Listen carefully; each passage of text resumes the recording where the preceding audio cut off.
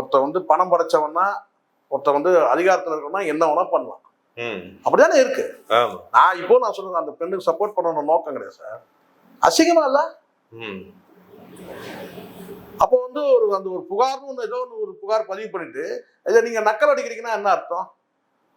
தப்பான விஷயம் இல்ல அது. இப்ப புரியுதுங்களா? ஏன்னா இவங்க இருக்கிற இடம் அப்படி.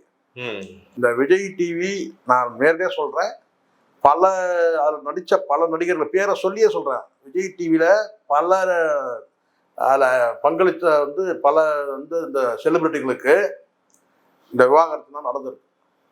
பெரும்பாலும் 99% நீங்க எடுத்து பாருங்க, எல்லாம் பாத்தீங்கன்னா டிவோர்ஸ் ஆயிருக்கும், இல்ல வந்து பொண்டாட்டி காணாம போயிருக்கும், இல்ல இப்படி நிறைய நடந்தது. எல்லாமே வந்து பொறுக்கி பசங்க பார்ட்டிசிபேட் பண்றவங்க எல்லாம் நல்லவனா தான் இதை பண்ணுவானா? நல்லவனா தான் பண்ணுவானா சார்? இல்ல ஏதோ ஒரு வாட்டி பண்ணாருன்னு விட்டா தொடர்ச்சியா டெய்லி இந்த வேலை விஷயம். அதுதான் நக்கல் அடிக்கிறாங்களாம். இவங்க ரெண்டு பேர் பேசிக்கிட்டு நீ இப்படி பண்ணு, நான் அப்படி பண்றேன்னு சொல்லிட்டு